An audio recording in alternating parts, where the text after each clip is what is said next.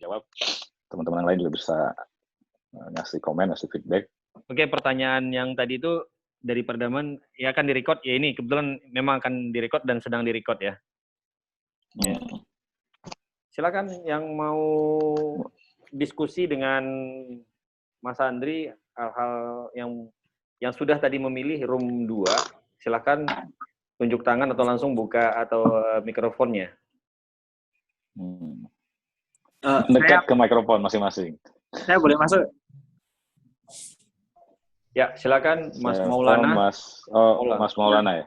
Perkenalkan, nama saya Maulana Ahmad Siddiqui dari mahasiswa semester akhir. Sudah mau lulus sih, udah proses. Alhamdulillah. Sudah. Saya tahu Decodex itu tahun kemarin di acaranya Digital Talent Kominfo. Nah, Decodex ini kalau nggak salah tahun 2016 ya mulainya ya. 2015 ya. Ya, mulai dari ini saya mau masalah tanya produksi dari TKT 1 sampai TKT 9 itu di Decodex prosesnya berapa lama? Nah, kan ini hardware jadi proses sertifikasi dan kawan-kawan, pengujian durabilitas itu sampai standar SNI itu gimana? Oke. Dan berapa lama? Karena ngomong SNI saya langsung highlight dulu ya. Pertama, IoT nggak ada SNI-nya saat ini ya. Belum ada. Nah, justru ini kita bareng, kebetulan asosiasi ya, termasuk saya sendiri itu terlibat di tim penyusunan SNI untuk IoT saat ini tahun 2020 nih. Harusnya udah beres sih, tapi karena COVID kemarin jadi kita online. Jadi masih belum ada ya SNI-nya ya. Jadi ditunggu saja. Tapi kalau sertifikasi perangkat ya jelas itu sudah bisa dilakukan. Nah, kalau saya sebenarnya mau highlight gini Mas ya, itu pertanyaan bagus, tapi apalagi teman-teman mungkin yang masih mahasiswa atau baru bikin startup, jangan terlalu mikirin itu dulu gitu. Jangan terlalu mikirin SNI, sertifikasi. Karena kayak tadi kan Pak Ismail udah jelas bilang bahwa sebenarnya untuk izin perangkat tuh kan kita bisa mengajukan ini ya, sandbox gitu, atau kita bisa mengajukan kekhususan gitu. Ya itu real kok. Kami sendiri udah pernah melakukan itu. Jadi waktu jauh sebelum LoRa sahkan frekuensi dan spesifikasi teknisnya, LPWA secara umum ya, LoRa secara khusus itu kan baru tahun lalu 2019. Padahal kami sudah deploy LoRa itu dari tahun 2016 gitu sebenarnya. Nah kan belum ada nih payungnya, jadi kami supaya aman, legal ya kami harus mengajukan izin sandbox ya, jadi izin terbatas gitu. Itu boleh, bisa gitu. Nah, jadi jangan terlalu mikirin itu dulu sih. Yang penting kita punya solusi yang kita trial real di lapangan. Once sudah siap komersialisasi dan deployment masif ya baru kita ngurusin itu. Itu saran saya aja. Tapi kalau memang teman-teman sangat concern dengan itu ya silakan. Tapi akan menyita waktu ya. Kalau kecuali kalian punya tim legal khusus atau tim government relation atau tim standar ya silakan. Gitu sih Mas. Nah kalau bertanya tentang berapa lama R&D-nya, nah itu lebih menarik pertanyaannya bagi saya gitu. Nah tadi R&D itu macam-macam ya, tergantung produk ya. Kompleksitas, usernya siapa gitu.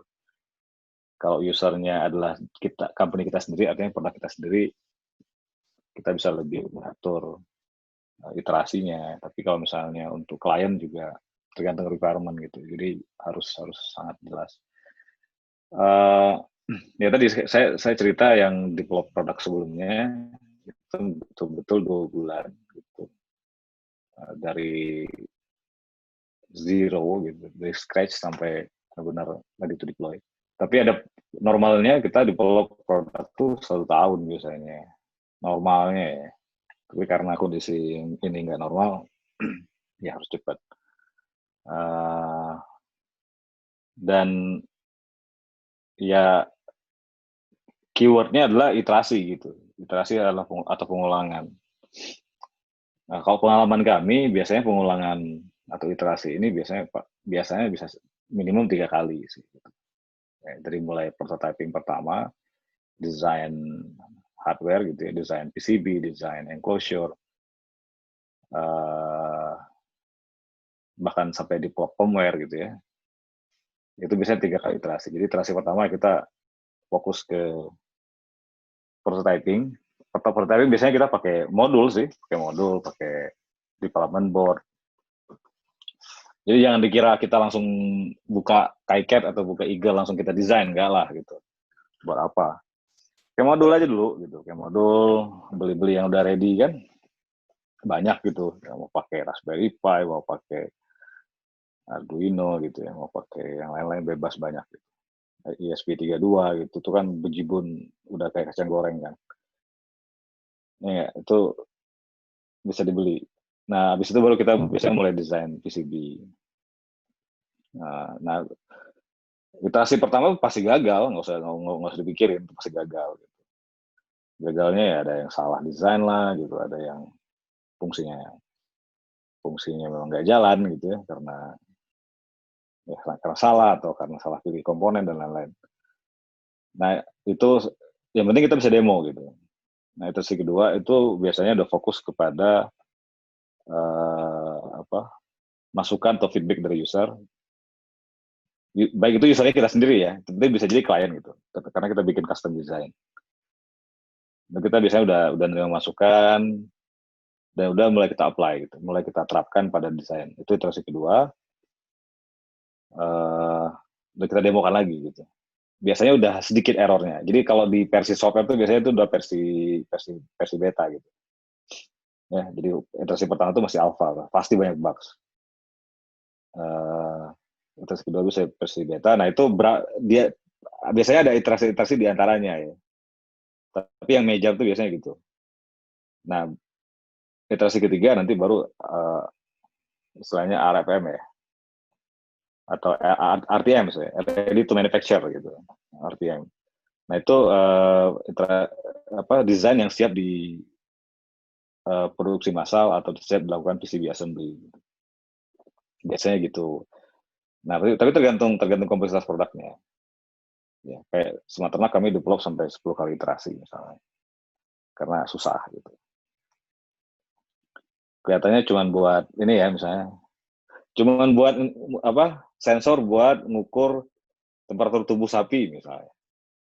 Kayaknya gampang banget sih itu pakai sensor temperatur aja Mas gitu. Betul. Tapi kan masalahnya bukan hardware-nya aja kan, ada enclosure gitu kan. Ada software, ada optimasi baterai gitu kan. Tuh optimasi baterai itu luar biasa susahnya itu gitu. Karena kita nggak mungkin misalnya cepat pasang ke sapi itu dengan mudah ya. Itu jadi baterainya harus tahan lama banget gitu. Jadi kadang-kadang saya lihat ada beberapa startup atau tim yang lain yang bikin ya saya jadi concern kadang-kadang itu udah pikirin nggak gitu hal seperti itu. Jangan sampai nanti kita jual ke lapangan, kita install, kita sendiri yang susah. Ya. Jangan sampai IoT jadi cuma prototyping kan, pasang sekali cuma buat foto-foto, publish sosial media, ya kan, terus itu dilupain gitu. Jangan sampai cuma gitu, kita pengen IoT itu dipakai oleh masyarakat. Gitu. Nah, concern itu penting ya, enclosure, power management, ya, energi ya, penggunaan energi. Nah, dari hal-hal concern seperti itu biasanya kita akan come up dengan pilihan-pilihan teknologi yang tepat guna gitu. Jadi jangan semuanya pakai ESP32 gitu. Ya kan? Karena itu boros banget tuh ESP32 tuh sebenarnya gitu. Tapi kalau misalnya nggak ada concern baterai, ya nggak apa-apa, bagus banget pakai ESP32 murah kan. Jadi hal-hal seperti itu tolong dipikirkan juga. Itu saran saya aja ya. Saran saja. Jadi gitu Mas, kalau berapa lama selain berurusan dengan administratif dan legal itu biasanya 3 kali iterasi, nah waktunya biasanya 2-3 bulan. Nah, kalau produk yang lebih kompleks mungkin bisa sampai 1 tahun. Gitu mungkin jawaban dari saya. Silakan kalau ada yang mau komentar atau kasih masukan lain. Pak Andri, saya mau tanya, untuk saya Kenichi dari Samarinda. Saya kebetulan baru juga mulai bisnis smart home application. Jadi pemasangan smart home maupun pemakaian produk-produk smart home lah, smart home devices. Nah, yang saya mau nanyakan, standarisasi seperti Apple HomeKit maupun Google Home standard begitu, itu di Indonesia sendiri kita akses untuk standarisasi begitu mudah nggak? Itu standar. Jadi gini, pertama HomeKit dan terutama HomeKit ya yang saya mau highlight. HomeKit itu kan speknya gratis kan sekarang, ya. Spesifikasi dan SDK itu gratis. Tapi masalahnya kan untuk kita bisa jualan secara legal, ya. Kecuali kalau mau nakal. Tapi kalau mau legal, kita harus dapat sertifikasi MFI kan, made for iPhone dari Apple langsung. Jadi Indonesia atau pemerintahan Indonesia nggak ada urusan dengan itu. Gitu. Jadi kamu harus apply ke Apple untuk dapat sertifikasi MFI logo MFI itu kan. Nah itu masalahnya. Dan untuk yang saya tahu ya, saya belum pernah apply karena saya nggak mau main di smart home. Jadi maksudnya itu saya selalu salut dengan orang-orang yang bermain di smart home karena itu marketnya sangat ini ya, sangat crowded gitu. Jadi seru sih kayaknya, tapi jadi mungkin Mas aja yang main, saya nggak mau main di situ gitu. Nah, tapi yang saya tahu tentang sertifikasi MFI itu, pertama karena kebetulan kan perusahaan kami juga ini ya register developer di Apple gitu kan, kadang-kadang suka dapat informasinya gitu, jadi bisa baca sebenarnya. Itu pertama kita harus punya pabrik gitu, ya, kita harus punya pabrik. Jadi pabrik seperti Foxconn gitu ya. Tahu Foxconn kan ya? Itu contoh besarnya, nggak harus sebesar itu. Tapi pabrik lah, intinya punya pabrik, fasilitasnya mengikuti standar Apple gitu. Nah, tapi bukan berarti wah nggak mungkin saya punya pabrik untuk saat ini. Bukan berarti gitu. Jadi biasanya kita bisa submit desain kita ke pabrik yang sudah punya sertifikasi MFI. Di Cina tuh banyak sih gitu. Di Cina tuh banyak pabrik yang sudah punya, dia bisa punya logo MFI. Dan itu memang disarankan oleh Apple. Jadi kalau kamu nggak punya pabrik, kamu partnership dengan pabrikasi gitu. Tetap dapat sertifikasi MFI gitu. Jadi nggak ada hubungannya dengan pemerintah Indonesia itu. Nah di Indonesia waktu masuk, karena MFI pasti pakai Bluetooth atau Wi-Fi salah satunya. Nah di situ baru kan kita uji perangkat ya sesuai dengan peraturan Indonesia ya, which is itu udah standar ya. Bluetooth Wi-Fi itu udah lama kan, udah lebih mudah ininya prosesnya. Gitu kalau kali ya, menjawab nggak kira-kira? Iya menjawab. Kita akan memilih hardware atau microcontroller yang mempunyai reliability yang tahan lama. Selama ini masih menggunakan Arduino. Silakan Pak. Ada lagi yang lain, itu ada yang ngomong? Di sini ada Mas Pardamian, ini lagi tunjuk tangan, apakah mau menanyakan sesuatu ke Mas Andriadi? Mau Mas. Ya. Tadi nanya juga ya Mas Pardamian ya?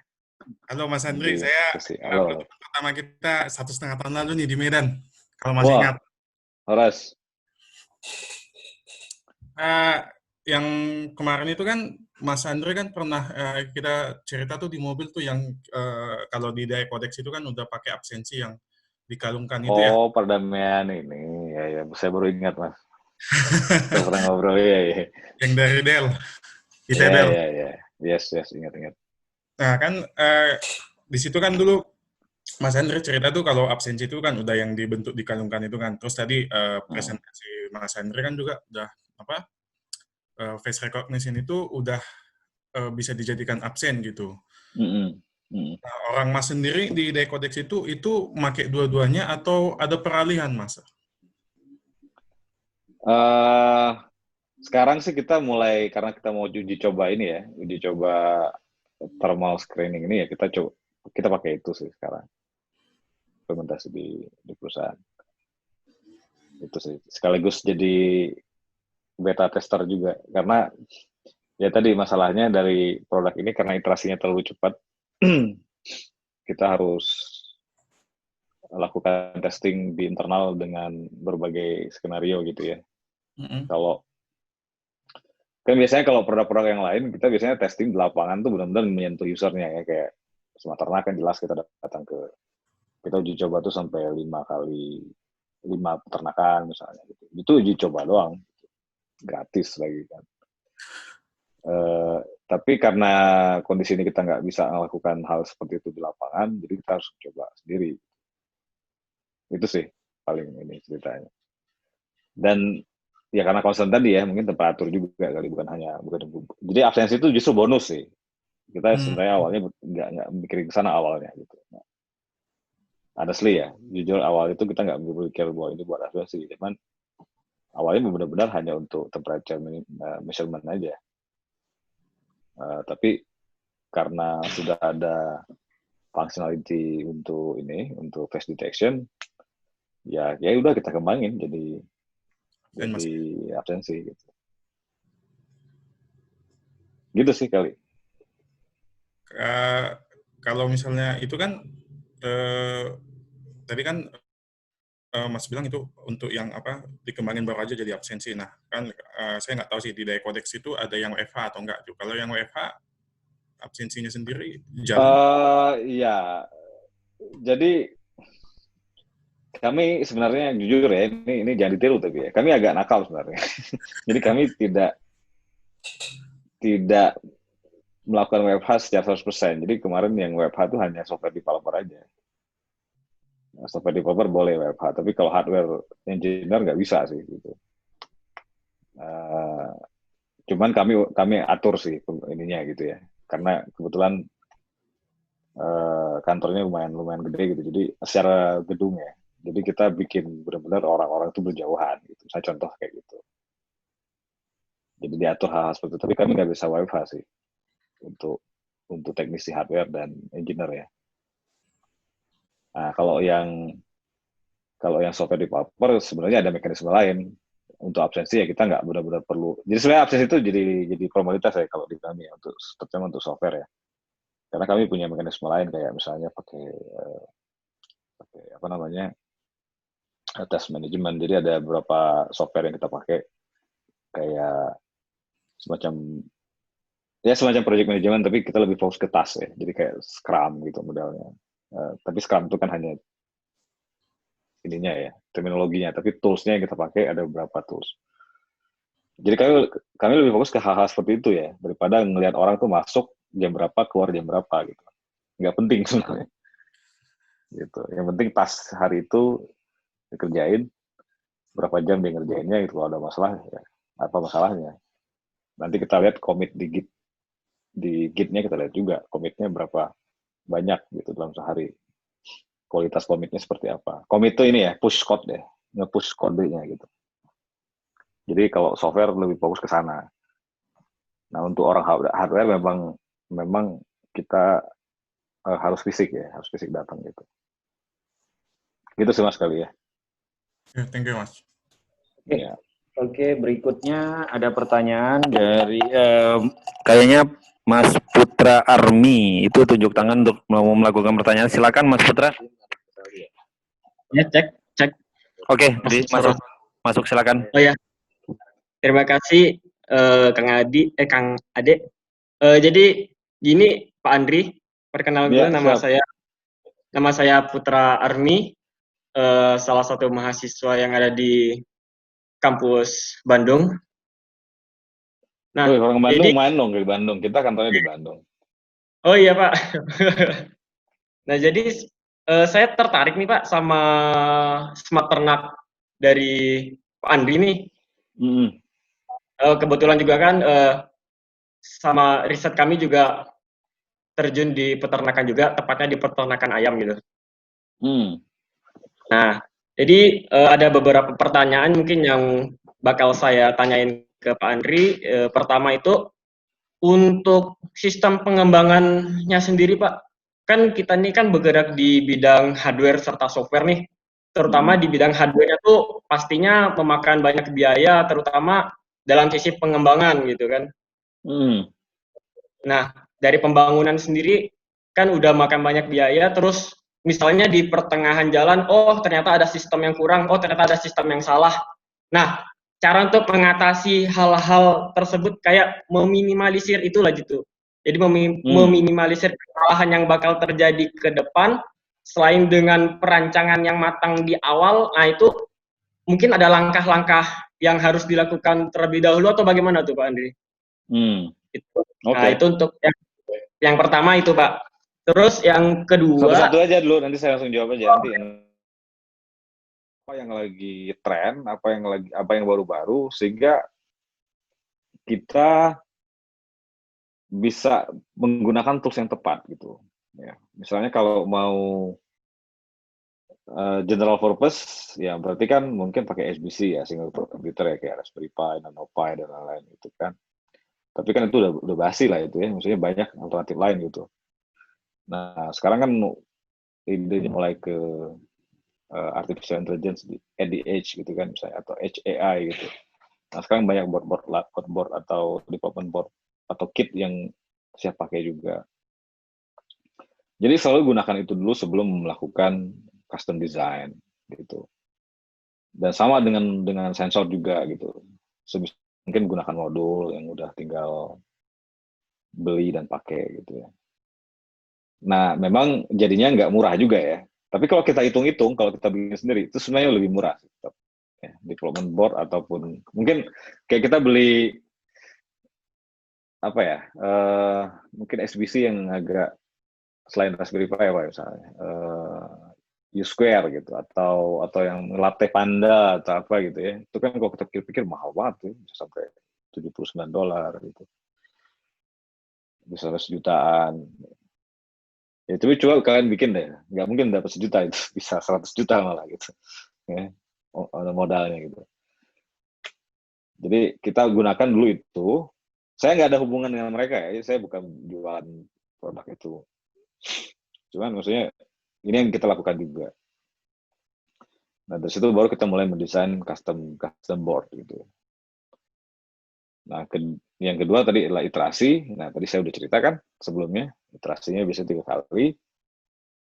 Nah, habis itu baru kita melakukan low volume production. Nah, low volume production ini, kalau kita bicara 10, 20 gitu ya,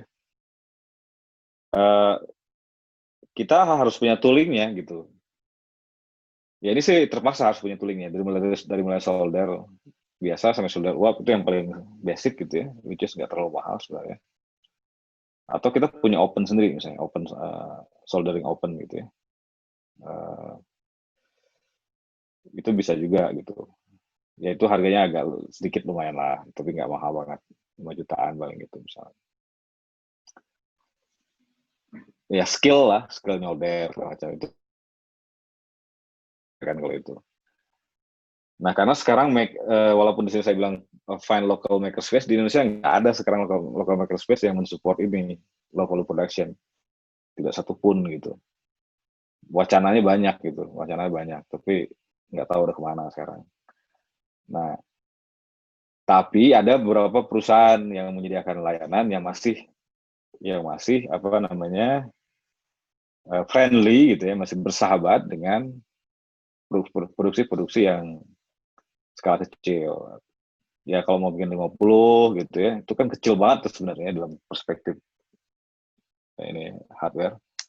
100 gitu, itu masih ada beberapa perusahaan yang mau nerima untuk melakukan assembly PCB ya, nggak perlu nyolder manual.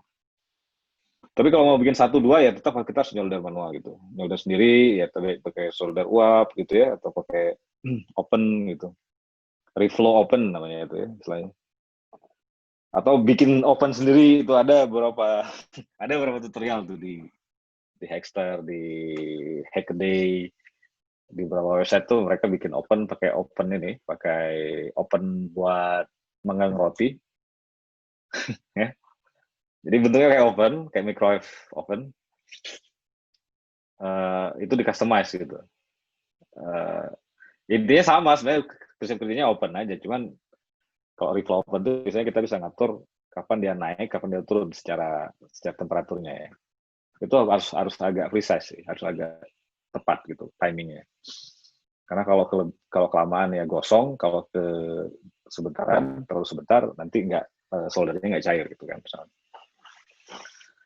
Nah itu ya kita harus mensiasati itu kalau memang apalagi dalam skala belajar gitu, dalam skala ngoprek, dalam skala prototyping, cobalah gunakan tool-tools yang ada, yang murah ataupun kita bikin sendiri. Nah kalau udah lolos ini baru ya mass production ya. Mass production ini juga kan kita pasti cari partner kan. Jadi kalau di atas 1.000 itu udah banyak yang mau ngelakuin. Di Cikarang, di mana tuh, di Bogor, di Bekasi itu ada banyak beberapa perusahaan. Ya apalagi udah 1 juta gitu, 1 juta unit tuh udah gampang banget. Atau ya kita outsource ke Cina sih gitu, kalau mass production sih bisa juga, nggak ada masalah gitu. Nggak ada masalah kerjasama dengan Aseng gitu kan, untuk mass production, namanya juga mass production. Itu kan cuma assembly ya, jadi kita nggak ngasih desain yang bisa ditiru gitu. Nah, lalu yang terakhir adalah deployment ya. Ini juga tantangan tersendiri. Deployment itu tantangan sendiri karena kita bicara menginstall atau memasang perangkat secara fisik ke lapangan gitu. Nah, ini kan baik ada cost, ada skill gitu kan yang diperlukan. Dan karena jumlahnya bisa jadi banyak ya kita harus bisa menskalakan. Ini kami sendiri belum ini ya, maksudnya masih bagi kami ini selalu menjadi tantangan gitu. Ya, karena kalau kita bicara skalabilitas, ya kalau di pasien deploy udah banyak ya jadinya akan jadi masalah memang gitu. Nah, jadi trik-triknya misalnya ya kita bikin alat, ini salah satu trik yang kita lakukan misalnya adalah kita bikin alatnya ya harus user friendly, jadi user aja yang masang gitu misalnya, ya kan? Jadi bagaimana dari mulai ya kita harus berpikir kayak kita buka iPhone gitu, begitu kita buka dari kotaknya, dari orang ngelihat iPhone tuh orang udah bisa, anak kecil, bayi anak saya umur 3 tahun ini udah bisa nyalain gitu. Ya itu ekstrim sih, itu ekstrim. Nggak harus itu lama tuh bikin produk yang kayak gitu ya. Tapi pola pikirnya begitu gitu. Jadi bagaimana dari mulai kita membuka kotaknya, orang tuh udah tahu mau ngapain. Ya, dalam hal ini user tuh udah tahu mau diapain si alat gitu. Nah dengan kita bikin alat seperti itu, maka yang deploy atau memasang tuh ya cukup user yang bersangkutan. Jadi kita nggak perlu datang secara fisik misalnya. Itu contoh salah satu. Nah ini yang kita lakukan dengan Hitrex tadi ya, karena kita yang thankfully lumayan udah mulai banyak yang beli dan tersebar di seluruh Indonesia, ada yang dari Kalimantan, ada yang di Medan juga. Nah kita nggak mungkin datang ke Medan gitu kan sekarang. Jadi kita harus kirim barangnya dan begitu barangnya datang, orang yang bersangkutan yang memasang gitu, tanpa harus kita yang datang. Nah itu deployment ya, itu juga tantangan. Itu sih Mas kira-kira. Jadi dari 5 proses ini, setiap proses itu intinya adalah semuanya menantang, pastinya semuanya seru. Gunakan apa yang kita punya gitu. Kalau perlu bikin sendiri.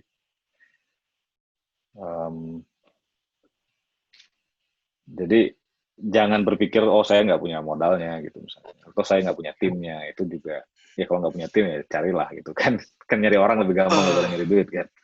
Oh sudah. Gitu. Gitu kali Mas, menjawab nggak pertanyaan kira-kira? Menjawab. Mungkin yang terakhir Pak, mau nanya satu lagi Pak. Boleh. Nah ini seputar tentang pemasaran nih Pak. Kan kalau terakhir kali saya lihat tuh smart ternak tuh memang sudah diimplementasi ke peternakan yang ada, terutama peternakan sapi ya Pak ya? Betul. Halo? Nah, iya betul. Sebenarnya udah lama sih saya mau nanyain ini Pak. bagaimana sih cara untuk smart ternak dapat seperti apa ya? Seperti menawarkan produknya untuk pertama kali gitu. Sedangkan kan peternakan tidak seperti kayak ngambil apa ya? Ngambil kepercayaan kalau alat kita nih jalan gitu loh. Padahal kan baru pertama kali. Soalnya kan untuk pengujian alat kan pasti kan resiko-resiko terjadinya kesalahan sistem dapat membahayakan peternak, ya membahayakan ternak sapinya tersebut gitu. Nah, Nah, dari segi marketingnya sebenarnya Pak. Sedangkan saya itu masih bingung bagaimana caranya untuk saya dan beserta tim untuk menawarkan produk yang telah kami buat kepada peternakan ayam pada kasus kami seperti itu. Mungkin ada dan trik dari Pak Andri, kira-kira bagaimana sih cara pemasaran yang dapat meyakinkan agar dapat tidaknya untuk uji coba alat kita terlebih dahulu itulah sebelum pemakaian. Itu, Pak. Terima kasih, Pak. Jadi sebenarnya belum jualan mau dicoba aja udah belum berani gitu maksudnya. Uji coba padahal. Nah, iya. Apakah Begitu, Pak. Oke. Nah, pertanyaannya menarik juga tuh. Tapi case by case ya itu ya. Jadi nggak ada aturan umum. Saya jelas bukan saya bukan marketer gitu ya. Saya bukan sales. Ya, background saya engineering, jadi mungkin saya tidak bisa ngasih jurus jitu seperti motivator itu gitu ya, yang memberikan jurus jitu. Saya nggak bisa kayak gitu. Jadi benar-benar nanya by experience saja ini, karena terpaksa sebenarnya kan. Ya sebagai CEO ya harus jualan sih gitu, walaupun sebenarnya saya engineer gitu. Kalau pertama kamu harus tahu, Mas harus tahu ya bedanya marketing dengan sales ya, itu dulu ya. Jadi marketing itu bagaimana kita menyampaikan pesan kepada publik, kepada calon pembeli tanpa ada niat untuk produk itu dibeli gitu. Ya, itu harus paham dulu. Nah, baru nanti ada sales yang benar-benar menggolkan penjualan. Nah, jadi dari hal itu kita bisa melakukan branding dulu gitu ya. Kita bisa melakukan buzzing, kita bisa melakukan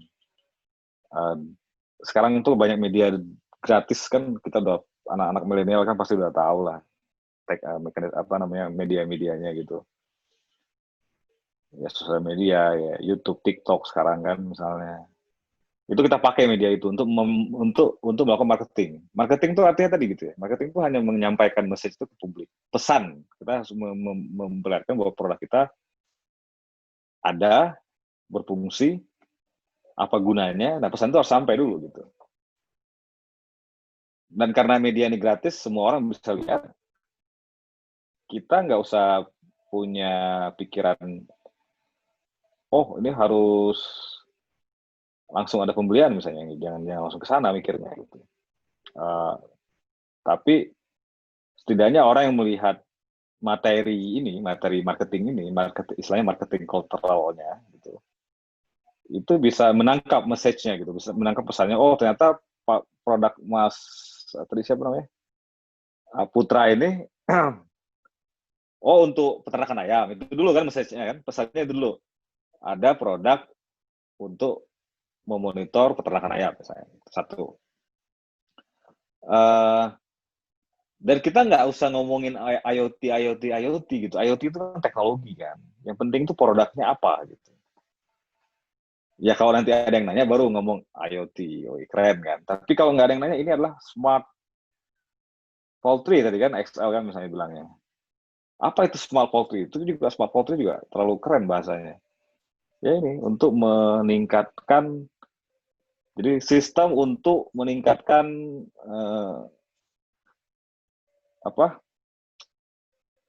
output daging ayam, udah ya gitu misalnya bahasanya. Jadi disederhanakan bahasanya gitu kan. Nah, kita menyampaikan message dulu ke publik. Nah, habis itu ketika orang udah nangkap message-nya, biasanya mulai ada pertanyaan, ada inquiry, ada undangan untuk apa? Ada yang orang udah ngerti ya kan? Ada orang yang udah ngerti. Oh, saya kayaknya perlu sistem kayak gini gitu. Nah, biasanya undangan-undangan atau permintaan untuk trial itu datangnya dari calon customer gitu. Bukan kita yang harus datang. Bukan kita yang harus ngetokin pintu. Halo gitu, ini gue punya sistem kayak gini. Bukan gitu caranya gitu. Nah, di situ baru mungkin terjadi penjualan. Bisa jadi belum, bisa jadi ya tadi baru untuk trial dulu kan. Jadi cara yang paling jitu ya memang kita harus memberikan atau melakukan trial ya secara gratis misalnya, kalau kita belum punya nama kan, gitu. Nah kalau saya biasanya langsung nyari satu portfolio yang bisa saya banggakan gitu. Banggakan tuh bukan berarti buat dikoar-koarin, bukan, maksudnya buat feedback, ya, buat mengkolek feedback gitu. Karena feedback user itu sangat penting ya, nggak mungkin kita sebagai pengembang atau pembuat bisa mikirin semuanya. Percayalah gitu. Jadi kita harus perlu feedback orang lain di luar kita, karena kita melihat produk kita tuh pasti bagus gitu. Percayalah, kita selalu bilang produk kita bagus. Tapi begitu orang lain yang ngomong, bisa jadi beda. Nah, kita harus siap dengan feedback juga. Jadi kita perlu tadi segera mencari tempat implementasi, walaupun itu trial dan itu gratis misalnya. Nah, kita dapat feedback dan kita punya portfolio gitu. Kita punya cerita. Nah, cerita yang sama nanti kita bisa gunakan untuk mendatangi calon customer yang lain. Caranya sama sebenarnya, Mas, dengan marketing dan sales untuk semua produk yang lain sama aja sebenarnya. Cuma untuk IoT ini karena ini barang baru, kita harus ekstra sabar gitu ya. Dan ekstra menyederhanakan. Itu sih keywordnya, menyederhanakan bahasanya supaya tidak terdengar rumit gitu. Nah, kalau kami datang ke peternak, kami nggak pernah ngomong ini IoT gitu. Kami selalu ngomong ini adalah solusi untuk meningkatkan produksi susu sapi Bapak. Kalau dia ternak susu, kalau dia ternaknya untuk daging, meningkatkan output daging peternakan Bapak. Mau nggak gitu? Nah, kalau saya ngomong di konferensi teknologi, ya saya ngomongnya IoT gitu ya kan. Tapi kalau audiensnya adalah peternak ya nggak akan ngomongin IoT gitu. Buat apa? IoT, AI, IoT gitu kan nggak penting kan. Nggak ngerti mereka. Gitu. Jadi gitu sih sebenarnya. Saya kira tekniknya sama ya dengan marketing dan sales produk-produk yang lain. Cuman ya kita harus lebih menghabiskan effort untuk menyederhanakan dan menyampaikan message-nya supaya lebih gampang diterima karena ini teknologi baru. Dan ini sebenarnya teknologi tinggi gitu. Ya, jadi kalau kita ngomongin teknologi nggak ada habisnya dan orang jadi udah keburu kabur biasanya. Mengingatkan gitu. Mengingatkan kembali dari hostnya Bu Vita menyampaikan bahwasan diskusi 10 menit lagi. Oke. Saya kasih kesempatan pertanyaan untuk yang tapi ini ada pertanyaan dulu, Kang. Ya, siap. Di chat ya, saya lihat tadi. Nih. Oh, boleh. Ya, pertanyaan di chat dengan... Vicky ya, Vicky ini. Ya, dari Vicky. Pak Andri, platform apa yang banyak digunakan untuk IoT? IoT ya, platform ini macam-macam ya. IoT di sini kan berarti ada AI gitu ya, untuk AI yang jalan di microcontroller atau microprocessor ya. Tapi running di perangkat IoT itu sendiri. Itu sih secara simpelnya. Itu saya oversimplifikasi sih. Tapi platform itu apa? Software. Platform software misalnya contohnya TensorFlow for microcontroller gitu. Itu contoh platform software. Kalau platform hardware macam-macam sih, bisa pakai Raspberry Pi juga bisa gitu, bisa pakai ARM prosesor yang mumpuni lah, ARM Cortex M4 misalnya, itu banyak jenisnya, ada ST Micro, ada dari Nordic NRF misalnya. Pokoknya kalau udah ARM Cortex M4 tuh biasanya udah kompatibel dengan TensorFlow for microcontroller gitu. Itu sih. Ya itu kan, jadi menjawab nomor 2 itu gitu. Jadi hardware-nya Seperti itu. Jadi, nah tapi jangan langsung buru-buru bikin board sendiri ya, cari board yang udah ready, banyak tuh ya. Kalau tadi kan saya lihat ada Kang Usman nih, Kang Usman ada di salah satu audiens ini itu jagoannya ST Micro gitu. Coba cari di Facebooknya, cari aja Kang Usman namanya gitu ya. Itu obrolnya tiap hari saya lihat ST Micro aja kerjaannya gitu. Apalah dia pakai Cube, apa namanya, Cube AI lah misalnya. Nah itu kalau kita memilih salah satu platform, misalnya platformnya dari STM32 atau ST Micro, ST Microelectronics 3, nama perusahaannya ST Microelectronics ya. Nama platformnya STM32. Nah, itu mereka punya ujung ke ujung gitu, dari mulai softwarenya sampai ke development board-nya itu mereka udah sediakan. Tinggal beli, tinggal pakai. Modalnya cukup beli development board-nya aja, softwarenya gratis gitu. Jadi untuk develop IoT ya itu. Secara teknis, mencari insert data MQTT ke database, wah ini nggak ada bedanya, mau MQTT, mau HTTP sama aja sih. Ya, itu harus ngerti database lah pastinya ya, harus ngerti dari konsep database, mau SQL, mau RDBMS gitu ya, harus ngerti teknik insert gitu ya, teknik indexing, teknik query, ya itu sih itu pertanyaan informatika ini. Ngobrol lah sama teman-teman informatika ini. Lanjut Pak, untuk pertanyaan dari Mas Derivato ya. Mas Fato ingin rapat lengkap dari prototipe hingga dipasarkan. Ya tadi saya udah cerita ya, jelas. Ya saya juga udah dengar juga ya tadi langkah-langkahnya kan. Iya. Ya. Kemudian melihat tadi. Nah. Masih ada lagi mungkin satu pertanyaan lagi kali yang raise hand kali. Oke, silakan yang terakhir ya. Terakhir untuk mengajukan pertanyaan langsung dinyalakan saja mikrofonnya dan langsung mengajukan pertanyaannya. Halo, selamat siang. Faruk ya, Mas Faruk. Ya, silakan Mas. Silakan Mas. Saya ketemu Mas Andri di Kuala Lumpur. Saat ini saya masih di KL ini. Oh, oke. Waktu acara GSM itu ya, oke.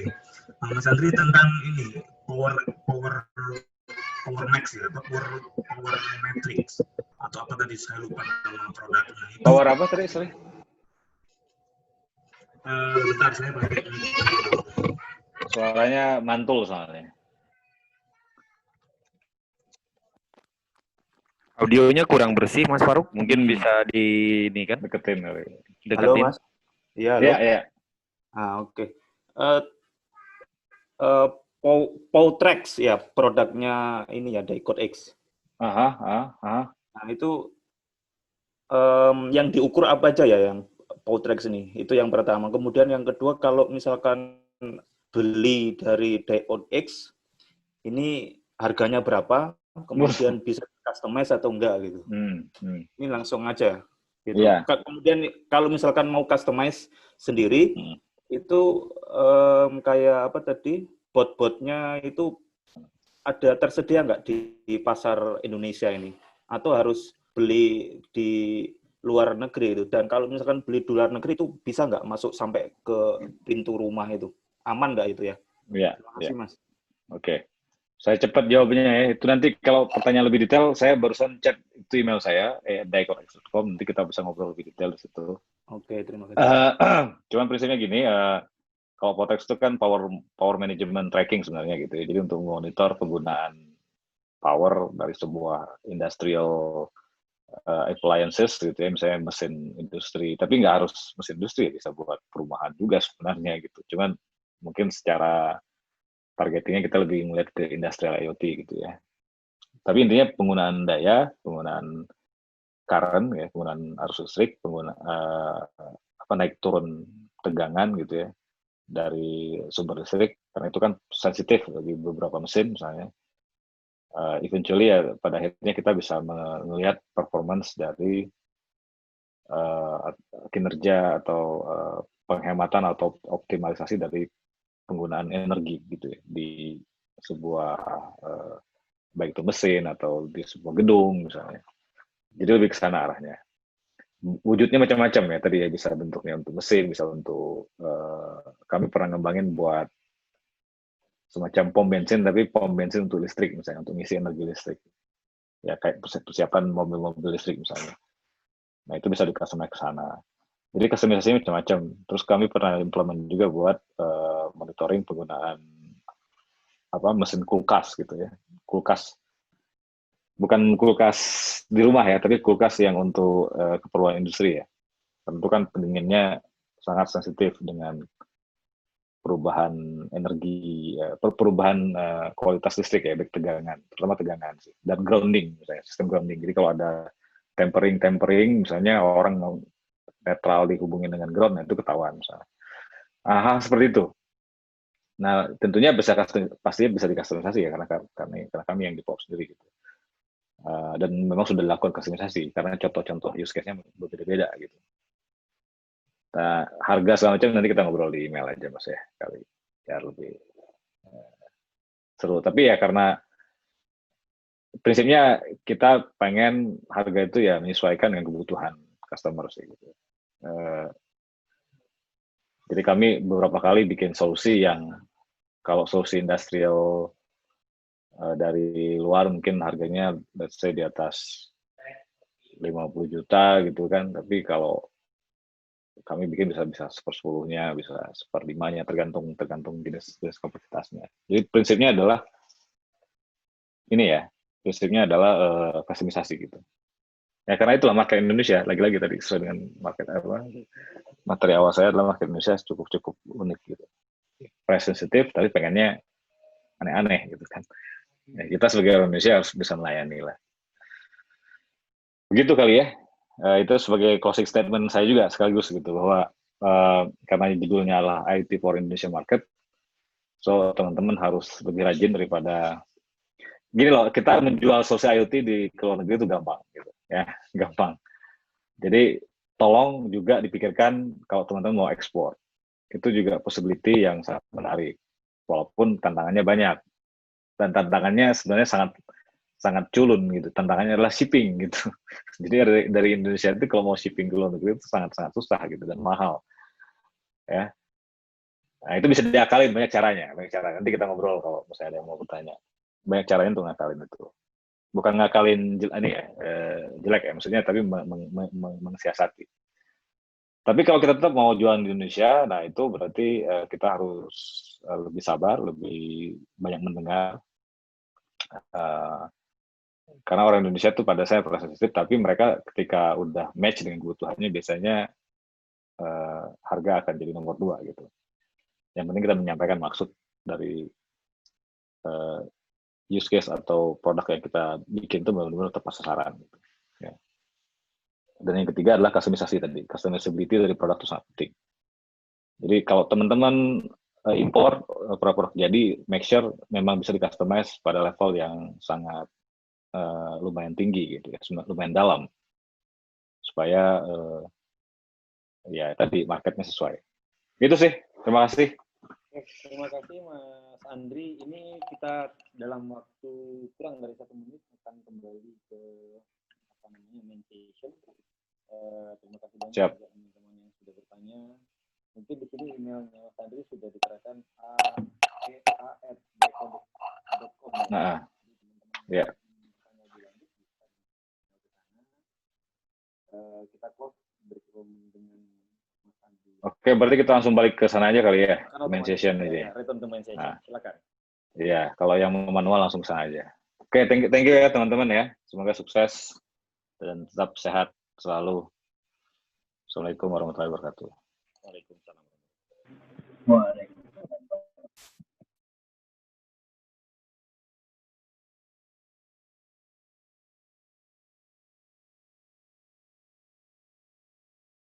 Selamat siang, selamat kembali lagi. Mas Kiro, mohon maaf ini ternyata sudah balik ke breakout room. Ini tadi ada yang nanya emailnya Pak Indro, Mbak Pita. Nanti biar di-share aja, biar bareng-bareng gitu. Pasti nanti yang lain yang nggak dapat Pak Indro. Oke, siap. Ya, enggak, maksudnya disebutkan apa tadi ada yang minta emailnya Pak Indro, mungkin Pak Indro bisa menyebutkan lagi untuk chat aja. Kalau enggak Pak Indro bisa klik di chatnya Pak Indro. Siap, siap. Nah, sip, monggo Pak. Silakan klik di Lemas chat. saya, Anda puas, saya lemas. Kenapa? Pertanyaannya bagus-bagus soalnya. Oh, aduh, seru ya. Oke, terima kasih. Udah pada balik belum semua sini, ada yang masih nyangkut, masih loading mungkin. Langsung aja saya buka nih sesi pertanyaan nih. Untuk yang mau nanya silahkan raise hand. Nanti biar saya unmute dan disebutkan pertanyaannya untuk siapa. Karena kan tadi nggak semuanya bisa ketemu ya. Misalnya tadi ada yang ketemunya cuma sama Pak Endro Yono, terus ternyata masih punya pertanyaan untuk Pak Andriadi atau untuk Pak Brian, seperti itu. Silakan teman-teman. Bisa klik raise hand. Mbak Vita. Ya. Sepertinya ini di tempat breakout room 1 ini masih numpuk pertanyaannya. Oh ya, boleh kalau nggak silakan disebutkan Mas Kamal tadi yang dari... Ya, tadi silakan Mas Kirom itu menjelaskan tentang apa namanya sistem pengairan ya di Brebes, karena di musim kemarau itu Brebes itu nggak di tempatnya sekitarnya Mas Kirom itu nggak mendapatkan pengairan yang layak dan akan istilahnya irigasi lah. Mungkin Pak Endro bisa menjawab pertanyaan yang tadi, Pak. Silahkan. Monggo Pak Endro. Untuk Mas Hanif setelah ini ya Mas ya, saya unmute ya. Pak Endro masih mute. Oke, jadi izin menyampaikan. Jadi Mas Kiro mempertanyakan dua hal sebetulnya. Sistem sensingnya, kemudian komunikasinya yang terhalang karena internet tidak stabil, istilahnya gitu ya. Jadi aplikasinya sendiri tadi Pak Kamal sudah menjelaskan. Jadi ada perebutan air antara bawang dan padi. Sedangkan ya, jadi antara petani bawang dan petani padi itu berebut. Nah, sedangkan itu kalau dari sisi praktisnya pengairan bisa sharing, tapi butuh pengaturan yang otomatis. Karena ada yang butuh penguapan, ada yang nggak butuh gitu ya. Nah, di sini yang pertama ngomongin sensing. Jadi Mas Kirom jelas butuh sensor lagi yang lebih diarahkan untuk sensing ketinggian air untuk area yang seperti sawah dan sebagainya. Kalau pakai ultrasonik, ya di rumah saya pakai ultrasonik ya, itu cocok untuk air yang mengukur top, tengah, bawah gitu ya. Tapi kalau di sawah kan nggak bisa gitu ya. Nah ini mirip dengan sebetulnya kalau secara proses bisnis di sistem deteksi banjirnya Kota Surabaya. Jadi gorong-gorong di kota itu nggak boleh kering. Gorong-gorong itu nggak boleh kering malah ternyata. Kemudian kalau mau banjir dia harus alarm. Kemudian juga dia harus tahu kapan air pasang, air surut. Maka di situ kuncinya untuk Mas Kirom, itu yang pertama adalah pahami proses bisnisnya dan lakukan perancangan sebelum kita ngomong device-nya apa. Itu kunci kalau bagi saya. Dan itu contoh aplikasi Smart City yang beneran selalu ada multifaktor yang harus kita pertimbangkan di depan sebelum ngomong perangkat. Terus kemudian ketika ngomongin sensor secara IoT, Mas Kirom bayangin sensornya pakai apa? Wireless atau non-wireless? Mas Kirom. Mas Kirom. Monggo di unmute. Sudah. Mas. Iya, oke. Kalau jaringan sih kita kemarin kepikirannya adalah untuk pakai WiFi begitu. Oke. Nah, ini contoh satu hal yang mungkin Pak Andriadi bisa memberi pencerahan lebih jauh. Kalau kita sudah ngomongin IoT, ngomongin wireless sensor network, itu nanti ada mekanisme di mana nggak direct WiFi, Mas. Jadi bisa pakai LoRa, pakai apa gitu ya. Chip-chipnya sudah ada yang terintegrasi, sehingga kita ngomong satu area persawahan bisa nanti pakai sensor wireless yang kemudian secara manajemen IoT kita atur, kemudian masuk ke dalam katakanlah bahasa generiknya multiplexing. Dari situlah baru kita ngomongin akses ke WiFi standar, akses ke seluler standar gitu ya. Jadi di sawahnya sendiri kita juga sama-sama tahu lah. Kalau sawahnya Brebes tuh ombonya segitu, ngomongin selulernya mungkin juga banyak yang nggak tersenggol seluler. Makanya harus kita buat jaringan sendiri. Tadi jawabannya Pak Teguh waktu ada pertanyaan pertama tadi. Kalau kota saya itu jaringannya jelek gimana? Komunitas IoT punya cara untuk melakukan pembuatan jaringan sendiri dengan misalkan menggunakan frekuensi yang tidak perlu lisensi. Nah itu ada caranya sendiri. Jadi tanya Pak Andi Adi hafal itu apa caranya seperti apa, barangnya apa gitu ya. Jadi tadi saya ceritakan ke teman-teman kalau ngopreknya saya itu 10 tahun yang lalu, sekarang sudah nggak ngoprek lagi, tapi masih ingat-ingat sedikit ya. Oh, jadi minta itu, Pak Brian ya, biar ngasih jaringan di situ ya, Pak. Iya, benar, harus seperti itu. Jadi kira-kira jawabannya, proses bisnis paham, penjadwalan tahu, sensornya tahu, jaringan yang sudah kita buat sendiri, maka urusan di atasnya itu layer stakeholder. Dikasih duit atau enggak, gitu kan akhirnya nanti. Ujung-ujungnya di situ. Tapi biasanya seperti di Surabaya, kalau konsep kita bagus, kepala dinas hingga wali kota akan mensupport dengan baik. Kalau itu konsep bagus dan syukur-syukur kita bisa POC. Ya Pak Yadi ya, kalau konsep di kertas POC nggak jalan ya nggak dikasih duit kan gitu kan ya. Jadi miniatur harus bisa di POC-kan dengan baik. Tapi untuk Mas Kirom, karena saya juga pernah di sana, nanti kapan-kapan saya main lagi deh untuk ngomong ini. Siap, ya. Pak. Siap. Oke, terima kasih. Ya Mbak, bahkan untuk Pak sawah pun perlu DFS sama TPC ya Pak Indro ya istilahnya itu. Oh iya. Ya Mbak, saya kembalikan ke Mbak Vita lagi Mbak, silahkan. Oke, mungkin bisa ditambahin sama Mas Andriadi tadi untuk Mas Kirom. Udah dijawab tuh sama Pak Edo. Udah. Langsung lengkap ya. Oke, selanjutnya tadi ada pertanyaan dari yang angkat tangan. Monggo Mas tadi. Mas Hanif.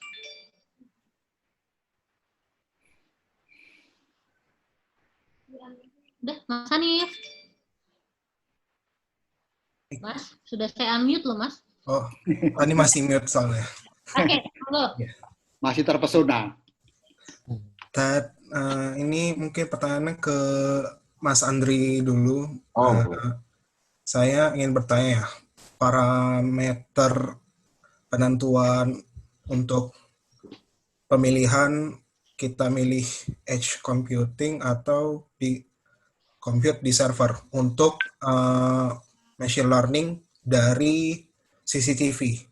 Di mana CCTV ini digunakan untuk crowd detection atau pendeteksian tingkat keramaian dari suatu area gitu. Kira-kira parameternya apa dulu? Parameternya scalabilitas. Jadi kalau kita lihat startup AI di Indonesia, ya saya nggak usah sebut nama gitu. Jangan saya loh ya. Bukan, yang sering muncul lah, yang sering muncul di sosial media. Itu mereka melakukan computing kan di cloud, ya kan. Jadi CCTV, data source-nya semuanya dari CCTV. CCTV kamera, maksudnya CCTV kamera, data source-nya itu CCTV kamera dummy aja gitu ya. Maksudnya dummy itu bukan dummy nggak jalan, tapi maksudnya ya cuma sebagai kamera, that's it gitu. Kemudian video stream itu akan di-feed ke back-end, ke cloud gitu ya, atau ke data center sendiri, lalu diproses di sana, di cloud, atau di AI in the cloud gitu. Nah isunya adalah scalabilitas. Jadi kalau kita punya duit atau kita punya data center facility kayak AWS, kayak Microsoft Azure gitu ya nggak ada isu sih itu cemen sekali gitu. Tapi kalau kita harus bangun data center sendiri, which is kan untuk beberapa jenis data mungkin sensitif ya untuk dilewatkan ke cloud-nya public cloud kayak Azure atau AWS. Berarti kan kita harus bikin data center sendiri kan, atau kita entah colocation atau kita bikin ya tadi lah fasilitas processing di server yang kita bikin sendiri. Itu udah nggak scalable gitu. Kalau kita melakukan itu di cloud atau di backend. Kalau kita udah punya ratusan CCTV stream aja udah nggak scalable. Itu udah sama kayak kita kita harus deploy ratusan server gitu. Biasanya. Ya udah ribuan stream itu udah nggak mungkin kita handle dengan cuma 10 server gitu, udah nggak mungkin. Itu aja masalahnya. Kalau kita mampu melakukan skalabilitas, melakukan scaling di sisi cloud dengan investasi, saya kira nggak ada masalah. Gitu. Nah makanya beban itu biasanya kita sebar ke edge kan. Nah di edge itu mimpinya kan seperti itu kan. Mimpinya adalah seru ya kalau kita disebar ke edge gitu. Tapi masalahnya adalah edge computing atau bukan edge computing istilahnya. Edge intelligence atau edge AI itu problemnya adalah susah gitu bikinnya. Mungkin secara modal nggak terlalu besar gitu ya, lebih gampang di scale secara sesuai dengan katakanlah kita punya investasi yang sama, akan jauh lebih masif kalau kita men-scale di sisi edge, tapi bikinnya susah gitu. Jadi kita harus investasi di skill kalau itu gitu, bukan di infrastruktur, tapi skillnya kita harus. Dan sekarang nggak banyak sih, susah nyari developer yang main di edge karena optimasinya susah mas. Gitu. Kita punya model kita bikin machine learning dengan TensorFlow atau Keras atau PyTorch gitu ya. Kita bawa ke edge itu pasti nggak langsung jalan kan. Terus saya biasanya ada sesi khusus tuh bisa 2-3 jam gitu sharing-sharing tentang itu karena topiknya banyak sekali. Nah cuman sekarang udah mulai lebih banyak ya teknologinya ya. TensorFlow kan udah support officially gitu. TensorFlow for microcontroller misalnya udah official. Kalau kemarin kan masih harus hacking dikit lah. Terus ada beberapa platform juga yang bisa dipakai. Ada studio, ada dashboard yang kita tinggal bisa desain. Cuma prinsipnya tetap nanti begitu kita deploy tantangannya lumayan. Jadi tantangannya lebih banyak di scale kalau yang di edge, kalau yang di server lebih banyak atau di cloud itu lebih banyak ke capital ya, lebih ke modal investasi infrastruktur gitu. Jadi Mas punya yang mau fokus ke mana ya? Jadi saya lebih ngeliatnya ke sana. Gitu. Okay. Menjawab pertanyaannya? Gimana Mas? Iya, coba menjawab. Ya, kasih Mas Andri. Oke. Sip, berarti saya pindah ke yang lain ya. Kalau ada yang mau nanya lagi mungkin 1 atau 2 pertanyaan lagi sebelum ditutup sesi kelas konsultasi hari ini. Silahkan bisa raise hand. Jadi nanti saya unmute. Ini kayaknya kalau begitu rame malu-malu ya. Tadi pada rame ya di. Iya, tadi di masing-masing sampai teler ini. Agak puas kami lemas. Lemas. Kalau banyak orang malu-malu, kalau orangnya sedikit malu-maluin. Oke, monggo silakan. Kalau nggak pede bisa kirim pertanyaan ke chat ya. Pak Vita tadi masih ada yang belum terjawab, boleh disampaikan di sini? Boleh Mas Kamal. Ya, ini dari Mas Bima Satria ya. Selamat siang, saya bertanya terkait alat saya Smart Garden untuk monetisasi hasil pertanian dengan menggunakan device LoRa, teknologi wireless sensor network. Kendala yang dialami adalah perutingan dari wireless sensor network tersebut sekaligus reliability baterai yang tidak tahan lama. Nah, bagaimana cara mensiasati kedua permasalahan tersebut? Kemudian karena menggunakan LoRa, apakah kami perlu membuat LoRa gateway agar dapat diunggah ke dalam cloud? Silahkan Pak Indro atau mungkin Mas Andri. Kayaknya Mas Andri dulu aja deh. Wah, lemes nih. Saya mute ininya ya, kameranya ya. Saya sedang merokok soalnya, jadi tidak baik buat mahasiswa dilihat. Jadi gini, gateway LoRa dulu saya mau highlight itu sangat tidak disarankan untuk bikin sendiri ya. Kalau beli terus install sendiri ya itu memang caranya seperti itu. Tapi kalau bikin sendiri dari nol gitu ya, apalagi kita bicara full-fledged LoRa gateway. Full-fledged itu artinya benar-benar LoRa konsentrator yang multi channel gitu, bukan cuma single channel kayak buatan-buatan Dragino atau apa itu gitu, atau kayak ESP32. Itu sih gampang bikinnya dan murah, tapi kan nanti jadi secara performance jadi nggak scalable gitu. Nah, kalau misalnya mau LoRa gateway yang multi channel, saya sarankan sih beli gitu ya, karena sekarang udah lebih murah dibanding 4 tahun yang lalu misalnya. Kalau 4 tahun yang lalu mungkin masih puluhan juta gitu. Sekarang untuk skala maker tuh udah ada yang harga-harga 3 jutaan yang udah siap dipasang ya, bukan bentuknya bukan modul bentuknya gitu, udah siap dipasang, tinggal colok listrik. Jadi saya sarankan itu. Udah cukup mumpuni gitu, bahkan untuk skala nodes atau device misalnya order 100-an itu masih cukup mumpuni.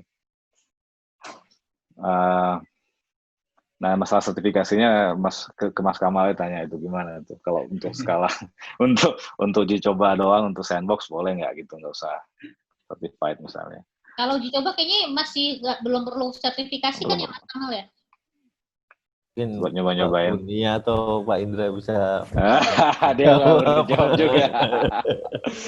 Oke, saya lanjut yang tadi, yang pertama adalah baterai sih. Saya tertarik dengan topik itu karena kami sendiri mengalami hal yang sama ya sejak lama gitu. Idenya kan kita pakai LoRa atau LPWA secara umum, NB-IoT juga satunya. Itu kan kita pengen hemat baterai gitu. Tapi sebenarnya itu kadang-kadang kita terlalu kemakan marketing ya gitu ya, kemakan jualannya NB, jualan LoRa ya. Sebenarnya baterai itu tidak berbanding lurus dengan teknologi apa yang kita pilih gitu sebenarnya. Ini yang saya mau highlight. Betul, LoRa atau NB-IoT akan menggunakan atau power consumption-nya akan lebih rendah dibanding kalau kita pakai Wi-Fi atau misalnya seluler 2G gitu ya, bisa sampai 10 kali lipat secara current consumption ya, atau power consumption. Tapi kalau kita pengen tetap hemat baterai gitu ya, kita harus mengatur firmware-nya juga atau software di dalam device itu supaya optimal gitu. Misalnya pengiriman datanya, ukuran payload datanya juga kita harus atur gitu ya. Jadi jangan sampai kita kirim 1 kilobyte tapi kita kirim lewat LoRa misalnya, ya jadinya harus 10 kali ngirim gitu. Padahal sebenarnya kita mungkin bisa mencapai hasil yang sama dengan hanya puluhan bytes misalnya. Karena jangan kita kirim string, tapi kita misalnya harus kirim binary gitu ya. Data formattingnya harus kita atur. Kayak gitu-gitulah, teknis banget sih. Itu satu. Yang kedua adalah kita coba sebisa mungkin data itu kita olah di device ya. Makanya tadi ada cerita IoT atau Edge Intelligence tadi kan. Jadi yang kita kirim data ke cloud itu udah benar-benar udah agak matang gitu, atau setengah matang lah. Jangan data mentah setiap saat kita kirim buat apa gitu. Kita kirim data accelerometer misalnya, kita kirim semuanya gitu. Ya lama nyampenya. Jadi harus dikombin dengan misalnya Edge Intelligence atau Edge AI. Ini real ya, jadi betul-betul harus dicoba diimplementasikan. Nah, yang ketiga mungkin bisa dikombin dengan teknik energy harvesting misalnya gitu. Jadi mengharvest energi dari lingkungan seperti solar, atau sekarang itu lagi ada topik tentang bagaimana mengharvest energi dari RF ya, radio frekuensi. Itu udah ada modul yang siap dipakai sebenarnya gitu. Dicoba dilakukan harvesting itu. Jadi kita baterainya hanya untuk tidak selalu dipakai terus gitu. Bahkan ada beberapa use case tuh cukup pakai supercapacitor misalnya gitu ya, nggak ada baterai gitu. Jadi dia mengharvest energi dari solar. Nah di situ udah harus mulai memilih komponen yang sangat low power. Jadi kalau kita punya datasheet tuh, misalnya teman-teman jangan beli ESP32 terus dengan linear regulator AMG 117 gitu ya. Itu kan current consumption-nya tinggi sekali gitu. Istilahnya question current-nya gitu kan. Nah itu harus dilihat data sheet-nya gitu. Data sheet-nya harus dilihat gitu. Ini question current-nya berapa nih gitu. Harus order mikro dong, kalau bisa nano ampere misalnya.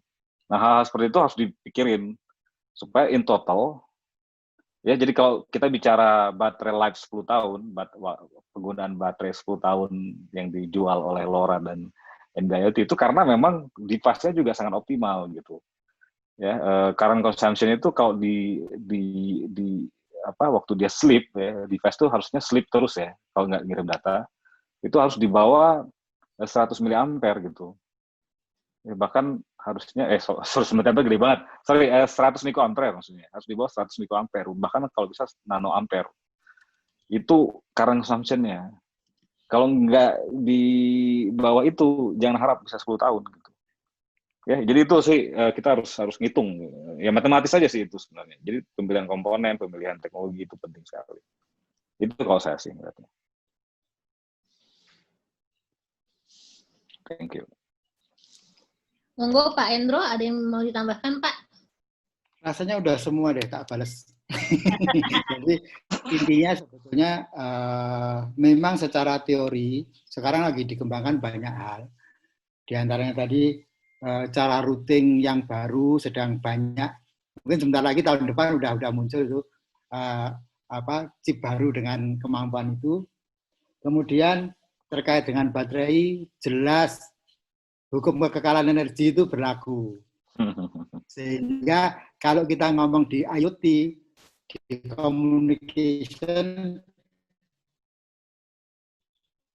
hukumnya cuma 2. Yang tetap itu bahwa distance dan capacity membuat baterai HP itu kalau jaraknya jauh atau pre-processing penting. Jadi contoh sederhana, teman-teman itu sebetulnya cuma ngomong naik atau turun, itu dikirim dalam string naik dan turun, itu udah berapa byte itu. Sedangkan kalau ngomong binary 1 dan 0, udah selesai itu. Nah ini hal processing di depan menjadi penting untuk difahami. Sehingga yang dikirim itu hanya yang sekecil mungkin tapi memberi arti pada proses bisnis kita. Hanya gitu bagi teman-teman pengembang memahami tidak hanya operasionalnya tapi sinyal processingnya juga harus dipelajari juga. Kira-kira itulah. Oke, sip. Terima kasih banyak Pak Endro. Ini ada pertanyaan dari Trisia Juniarto. Jika saya memodifikasi baseband atau kernel perangkat Wi-Fi router di pasaran untuk keperluan V2X802.11p, apakah produk modifikasi tersebut harus disertifikasi ulang? Atau masih bisa dipakai sertifikasi bawaan produk aslinya, walaupun spesifikasi RF-nya sama seperti produk aslinya? Ini kayaknya yang jawab harus Pak Indra atau Bu Tina kali. Pertanyaan untuk teman-teman di Kominfo nih, monggo. Biar Kang Andri sama Pak Endro istirahat dulu. Tapi sebelum ke sana saya jawab ya. Kalau kata orang Surabaya, pokoknya nggak ngaku nggak masalah.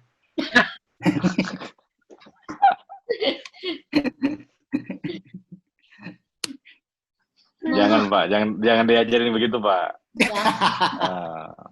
Ini Bunia dosennya lo yang ngajarin, dosen lo yang ngajarin. Dosen ngajarin. Subhanallah nih. Ibu, tapi ingat lo ya, ini sebetulnya sebelum Pak Kamal atau Pak Indra, itu kan di aturan kita, yang sedang diatur kan di sisi air interface kan ya. Nah, kan di air interface pokoknya dia nggak merubah air interface kan nggak dilarang toh. Nah, kalau sudah mulai merubah air interface, contohnya tadi yang Pak Indra nyeritakan bahwa pengaturan jarak jauh yang bisa merubah karakteristik air interface memang dilarang. Jadi intinya kan itu. Jadi jawabannya sederhana. Selama Anda melakukan apapun, contoh tadi optimasi di sisi baseband, selama di air interface tidak berubah, maka kita nggak melanggar apa-apa, wong itu yang kita lakukan di baseband kok. Nah itu contoh sederhana dalam mendekati ini. Jadi bukan berarti nanti dianggap yang belakang-belakang itu berubah merubah depan ketika yang memang tujuannya tidak merubah depan gitu kan ya. Ya Mas Kamal ya, kira-kira benar gitu ya? Bu Nia, monggo silahkan dijawab Bu Nia. Kalau frekuensinya berubahnya tinggi beda banget ya jangan dong Pak. Makanya kan intinya kan kalau tidak merubah frekuensi berarti kan nggak ngelanggar siapa-apa. Kan pertanyaan tadi kan dia mau memodifikasi kernel loh. Nah kernel itu di sisi mana itu? Software kan itu. Iya kan di baseband belakang toh. Iya. Ya kalau pada prinsipnya sih kita kalau frekuensinya itu tidak melebihi dari apa yang sudah kita persyaratkan, nah itu kita perlu pertimbangkan lagi Pak. Oke. Jadi contoh sederhananya gini, kan gambarnya ke teman-teman. Yang diatur oleh standarisasi biasanya lebih kepada bandwidth, frekuensi, kan gitu kan. Terus power ya itu jelas. Seandainya teman-teman tuh punya ide dengan pemahaman sinyal processing, dengan bandwidth yang sama, power yang sama, tapi kemudian di belakang itu ngoprek struktur frame misalkan. Itu nggak diatur itu. Jadi dengan ilmu yang dia punyai, struktur frame berubah, maka kualitas berubah, tapi tidak mengganggu apapun di luar itu. Jadi contoh kalau kita nyisipkan error correction code, channel code, di situ ada kita rubah kompresinya, kan di belakang nggak berubah. Tapi teman-teman yang nggak paham, itu takut banget untuk merubah di belakang. Sedangkan itu barangnya udah miliknya sendiri misalkan gitu ya.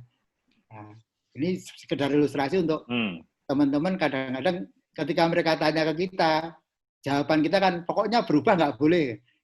Sedangkan di aturan itu tidak ngomongin itu. Ya, kira-kira gitu. Mantap Pak Hendro. Mantap. Oke, mungkin Mas Kamal ada satu pertanyaan terakhir dari tadi tempatnya Mas Kamal sebelum saya tutup sesi konsultasinya. Ini apa namanya? Tadi ada yang nanya juga nih dari Rahmat Kurniawan. Ini pertanyaannya ada banyak tapi saya pilih salah satu aja ya Mas. Maaf karena waktunya yang terbatas juga. Jadi begini, saya berlatar belakang non-teknik dan non-ilmu komputer sehingga pengetahuan saya mengenai hal teknis masih minim. Sehingga mungkin saya membutuhkan template pemrograman atau elektronika untuk mempercepat development. Apakah ada sumber belajar yang direkomendasikan? Silahkan. Internet itu namanya sumber belajar. Apa namanya, lebih tepatnya ini ya Mas? Ya kalau saya sih menyarankan ke tim orang-orang maker ya, apa hobbyist atau makers, mungkin ada beberapa website kayak hackster.io atau hackaday.com atau instructable.com. Nah itu beberapa website yang memang maker fokus ya, dia fokus banget ke maker, dari mulai yang sangat beginner sampai yang advance ada. Ya itu yang realnya, tapi dari sisi situ kan nanti biasanya ada link kemana-mana ya, diikutin aja.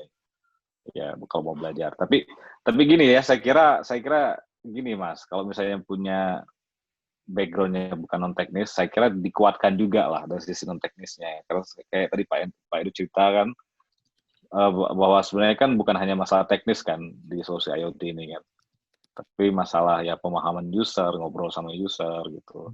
Masalah sertifikasi dan regulasi itu juga satu hal yang khusus. Jadi jangan maksain sih Mas gitu. Mending cari partner gitu kan, apalagi kalau misalnya masih mahasiswa kan banyak tuh teman-teman yang teknis, anak teknik elektro, teknik komputer, mungkin bisa diajakin kolaborasi. Kalau saya, karena saya orang teknis, jadi saya ngerasa bahwa saya butuh orang-orang non teknis gitu. Gitu sih. Jadi jangan orang teknis jangan maksain untuk ke teknis juga, karena kita sama-sama butuh gitu. Jadi stay pada interest dan fokusnya sih. Itu kalau saran saya. Kalau ini makanya kadang kita di sini kan minta mungkin nambahin dari Kang Andri. Kenapa kita bilang tim gitu kan? Karena kadang tuh tim itu bukan berarti semuanya bisa ngoprek gitu, tapi ada yang bagian ngopreknya, ada yang bagian nanti marketinginnya, ada bagian yang mungkin develop atau riset pasar seperti itu, sehingga nanti apa yang sudah dibikin itu bisa di-upgrade, nggak mentok gitu. Benar nggak Kang Andri? Betul banget. Ya makanya kalau di dunia startup kan ada 3 orang minimal kan katanya gitu. Ya yang ngoprek, yang jualan, sama yang desain gitu kan. Tapi ya itu sih terserah sih. Bisa satu orang bisa, ada di satu orang, cuman satu orang jago banget berarti gitu. Ya dulu mudanya Mas Andri kan satu orang ya. Iya, tapi teler Pak jadinya Pak, capek Pak. Nanti telat kawin nanti Pak, telat nikah nanti. Kalau kelamaan ngoprek. Oke, jadi tipsnya jangan dikerjain sendiri karena kalau telat nikah gitu ya. Oke, sip. Terima kasih Bang. Terima kasih banget semuanya kepada teman-teman yang udah nanya. Untuk pertanyaan yang belum bisa terjawab kali ini, nanti kita 2 minggu lagi bakal ada kelas konsultasi lagi. Itu lebih ke solusi sih, tapi untuk yang masih mau konsultasi terkait dengan perangkat tetap bisa juga. Nanti tinggal kita bisa up di email atau gimana untuk ikut lagi. Dan sebelum saya tutup, ini saya mau sharing. Kita ada kompetisi IoT Makers Creation tahun ini.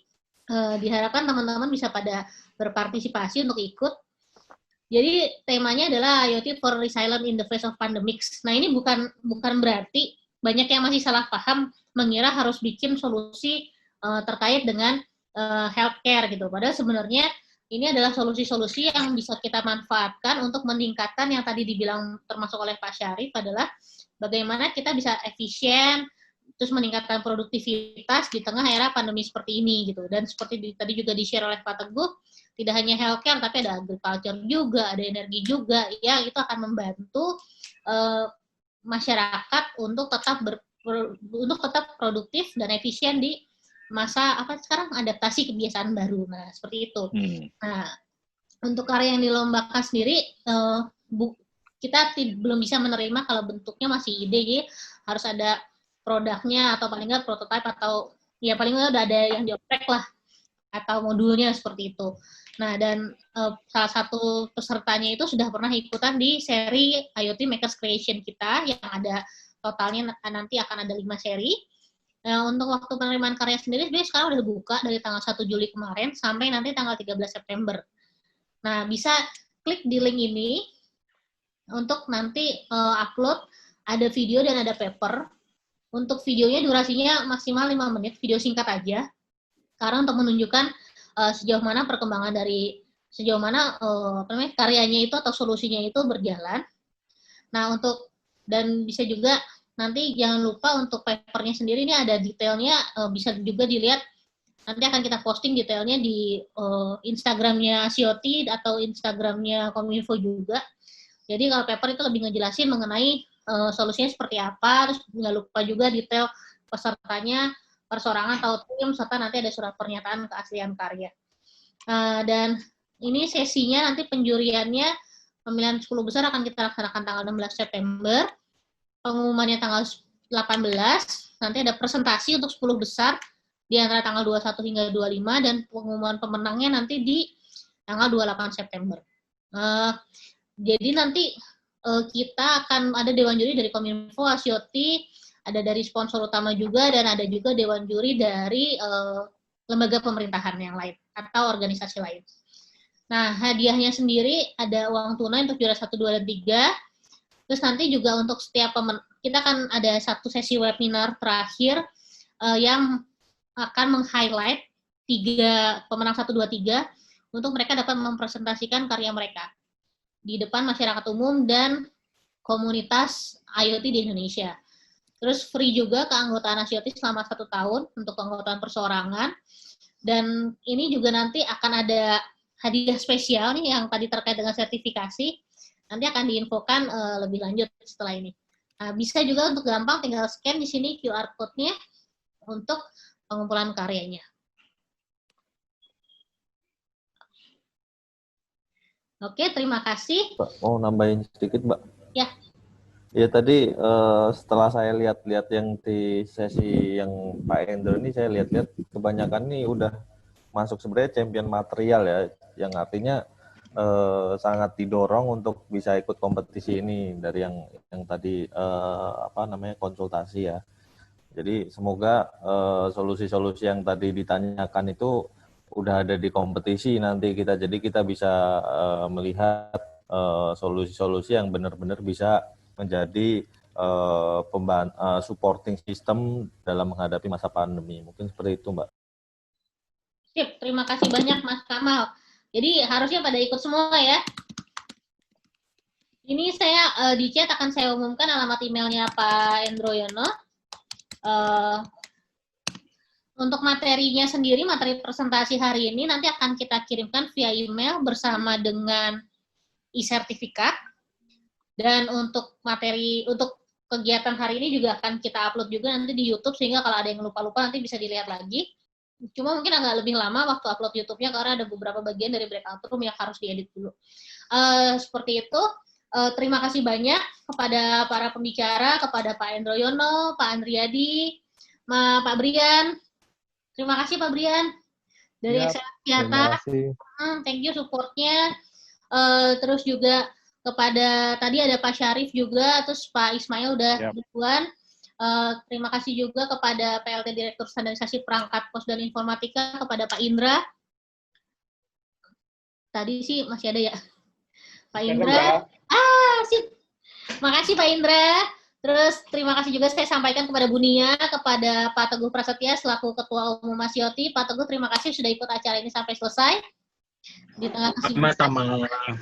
Mantap. Jangan lupa kita 2 minggu lagi ada konsultasi lagi, kelas konsultasi lagi. Dan kalau misal nanti ada Pak Teguh akan memberikan kelas konsultasi 2 minggu lagi. Jadi kalau udah mau menyerap segala ilmunya Pak Teguh, jangan lupa ikutan kelas konsultasi 2 minggu lagi. Pak Teguh akan turun untuk langsung memberikan konsultasi kepada teman-teman semuanya. Sekian dulu dari saya. Mohon maaf jika ada salah-salah kata. Saya Vita Indah Maulani selaku moderator hari ini sekaligus Sekjen Asosiasi IoT Indonesia. Pamit undur diri. Wassalamualaikum warahmatullahi wabarakatuh. Waalaikumsalam. Terima kasih Pak Teguh.